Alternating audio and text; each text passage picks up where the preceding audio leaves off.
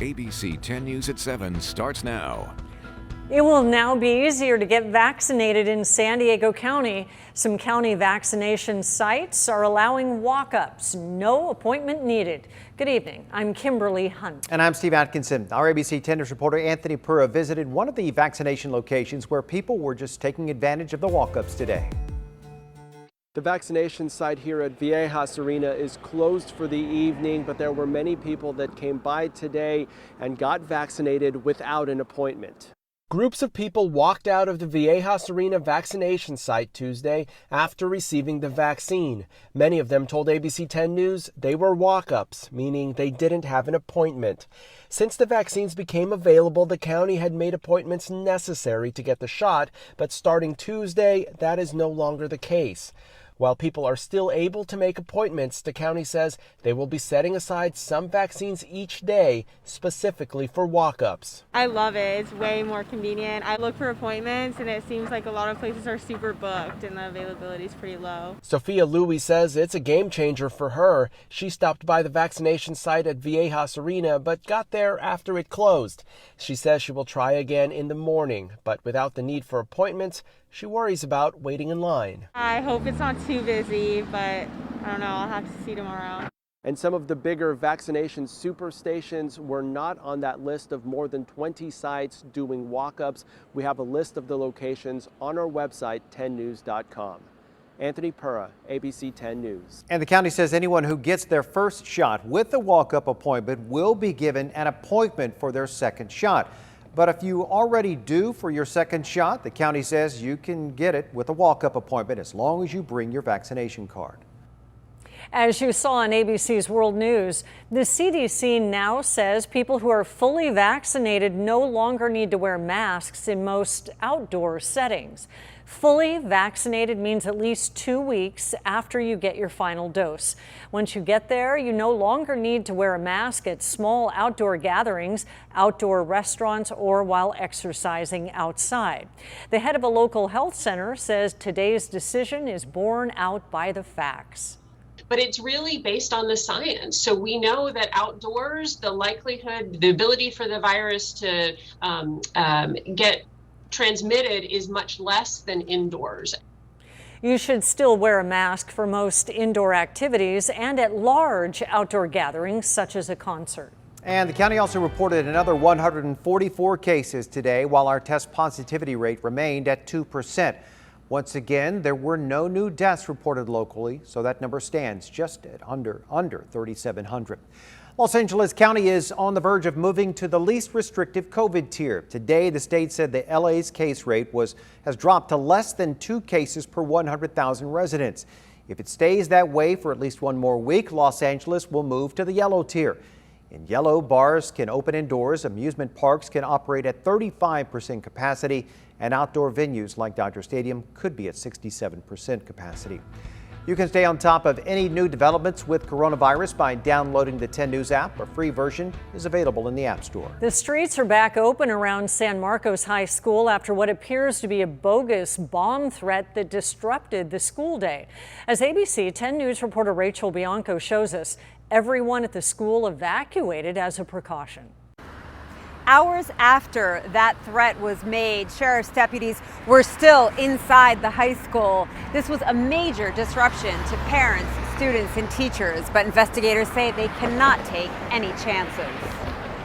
More than 1,200 students and staff poured onto the baseball field just before 1 Tuesday afternoon at San Marcos High School. Someone called the school claiming 3 pipe bombs were inside.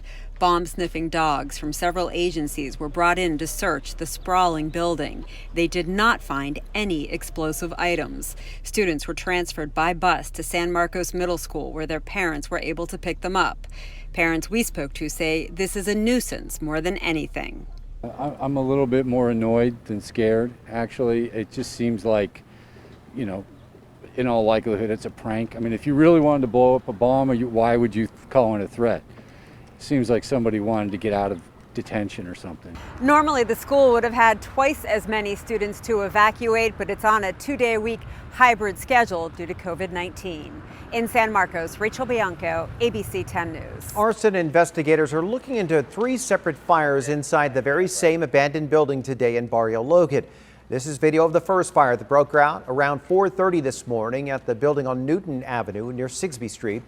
Over the next 6 hours, there were 2 more fires at the property, which used to be a recycling center. No other buildings were damaged. No one was hurt.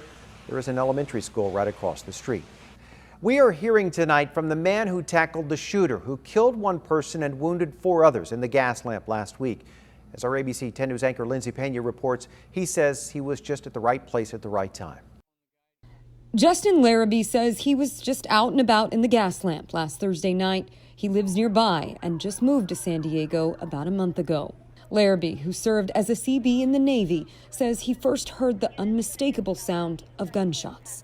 When he turned back, he saw 28-year-old Justin Bolden, a valet worker, lying on the ground. I felt the need after that first guy got killed, and I knew that he was an innocent bystander. 4 more men were shot further down Fifth Avenue, one in his late 60s, the others in their late 20s. Larrabee says he started running up Fifth Avenue and spotted a man pointing out someone in a hoodie. The guy that was shooting, he had earbuds in, and he was listening to music and just waiting for someone to give him a reason to shoot at him. Police are still trying to determine a motive for the shooting. Sprinted as fast as I could and just nailed him in the back and kind of just took him down. Moments later, San Diego police arrived and tased the suspect, but they also detained Larrabee and the other man who helped bring the alleged shooter down, while investigators figured out what happened. It didn't feel like we did a good thing, you know what I mean? He says it was several hours before he was let go. He tells 10 News he simply went back home and says he was just in the right place at the right time. Lindsay Pena, ABC 10 News. The shooting suspect, 32-year-old Travis Saraste, was in court today on an unrelated case. He's due back in court May 3rd to answer to the charges related to the gas lamp shooting. It was 2 years ago today that a gunman opened fire inside the Habata Poway. The shooting killed Lori Kay and injured 3 others. A sheriff's deputy who responded that day had actually done a training session at the Habad on what to do during an active shooting about 6 months prior. He says one of the congregants remembered one of those tips. He told me later after the shooting that based on what we discussed in that training, is one of the reasons why he stopped and went back and confronted the suspect. He challenged the suspect and threatened the suspect, and ultimately the suspect left. Allensworth says confronting an attacker should be the very last resort after running and hiding. The trial for accused shooter John Earnest has been delayed because of the pandemic. There's already pushback to a proposal to provide free lawyers to immigrants facing deportation at our border.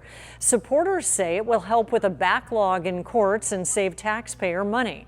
But ABC 10 News anchor Vanessa Van Hefty explains why others say it's a bad idea.